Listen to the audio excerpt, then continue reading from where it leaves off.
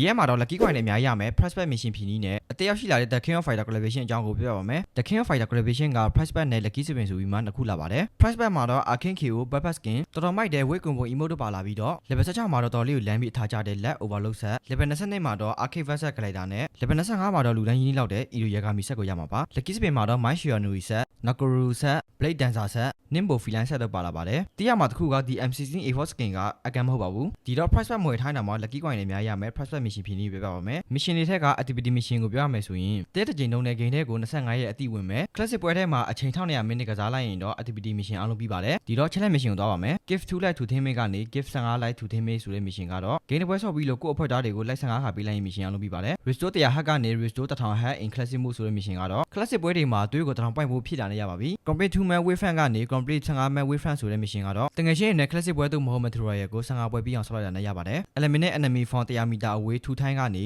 time ဆိုတဲ့ mission ကတော့ meter 100 away ကရန်သူတွေကို10ခါရှော့လိုက်ရပါပြီ eliminate 5 player wine running ဆိုတဲ့ mission ကနေ eliminate 15 player wine running ဆိုတဲ့ mission ကတော့ classic ပွဲတွေမှာပြီးနေတဲ့ရန်သူ15ယောက်ကိုရှော့လိုက်တာနဲ့ရပါပြီ hit player 2 time with any weapon ကနေ hit player 15 time with any weapon ဆိုတဲ့ mission ကတော့ဘာလက်နက်နဲ့ပဲဖြစ်ဖြစ်ရန်သူကို15ခါပစ်တာနဲ့ပြီးပါတယ် eliminate one enemy into the while driving a vehicle ကနေ eliminate 5 enemy ဆိုတဲ့ mission တွေကတော့ကျွန်တော်တို့ကားစီးနေတော့ရန်သူတွေကိုရှော့ခိုင်းတာပါကားနဲ့တိုက်ပြီးရှော့လိုက်ရပါတယ်9កောင်ထိရှော့ရမှာပါ eliminate one enemy player with ban ကနေ eliminate 6 enemy player with ban ကတော့ classic ပွဲတွေမှာပန်တဲ့ရန်သူ6ယောက်ကိုရှော့လိုက်တာနဲ့ရပါတယ် travel modern 3000 meter wide operating vehicle buggy ကနေ travel modern 8000 meter buggy ဆိုတဲ့ mission ကတော့ classic ပွဲတွေမှာ buggy နဲ့ meter 8000မောင်းခိုင်းတာပါ pick handy badger in 5 max classic move ကနေ pick handy badger in 8 max classic move ကတော့ classic ပွဲတွေမှာ handy badger ဆိုတဲ့ gun ကို10ပွဲကောက်ခိုင်းတာပါ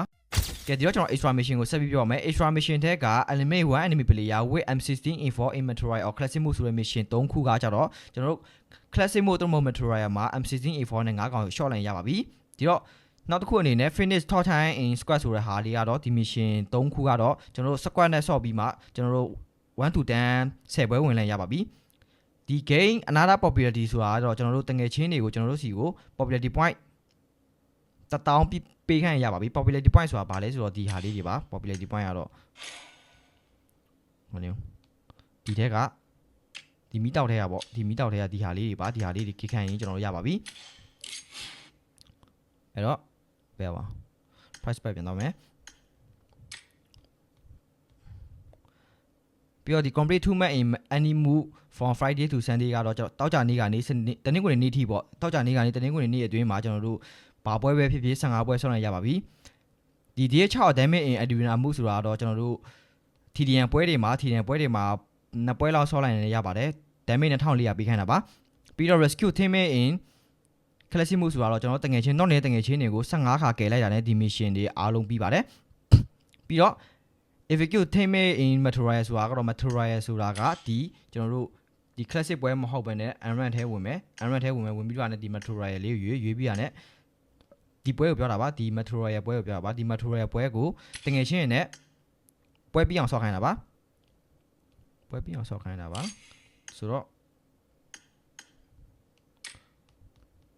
ဘယ်ပွဲဆော့ခိုင်းလဲဆိုတော့15ပွဲတငယ်ချင်းနဲ့15ပွဲဆော့ပြီးအောင်ဆော့လိုက်ရင်ရပါတယ်15ပွဲမဟုတ်ပါ10ပွဲပြီးအောင်ဆော့ရမှာပါ10ပွဲပြီးအောင်ဆော့လိုက်လည်းရပါတယ်ဒီလူတသိန်း wolf all item inventory ဆိုတဲ့ mission တွေကတော့ကျွန်တော်တို့အဲ့ material မှာကျွန်တော်တို့ပစ္စည်းကောက်ရပါတယ်ပစ္စည်း9သိန်းဖို့ကောက်မယ်ပြီးတော့ပစ္စည်း9သိန်းဖို့ပြန်ရောင်းလိုက်တာနဲ့ဒီ mission တွေအားလုံးပြီးပါတယ်ဒီတော့ collaboration mission ကိုတောက်ပါမယ် collaboration mission တွေထဲကကျွန်တော်အရင်ဆုံးပြောရပါမယ်ဒီ level collaboration mission တွေကတော့တော်တော်များများကကျွန်တော်တို့ price bet ဝယ်မရမှာပါ price bet ဝယ်မဝယ်ထားရင်တော့မှကျွန်တော်တငယ်ချင်းတွေစီကနေပြီးမှ share office share ပြီးမှဆော့ရင်တော့ရပါတယ်ဒီအနီရောင် office ကိုကျတော့ left overload office လို့ခေါ်ပြီးတော့ဒီဟောပေါ့ Iro Yagami office လို့ခေါ်ပါတယ်ဒီကောင်ကိုကျတော့အဲ့တော့ဒီ office နှစ်ထည်နဲ့ကျွန်တော်တို့ဘယ်နှပွဲဆော့မလဲဆိုတော့ဒီ office နှစ်ထည်နဲ့5ပွဲဆော့မယ် office နှစ်ထည်နဲ့5ပွဲဆော့မယ်ပြီးတော့တပွဲစီတစ်ထည်ကိုတပွဲစီချက်ကန်းရရတယ်ကျွန်တော်တို့ mission အားလုံးပြီးပါတယ်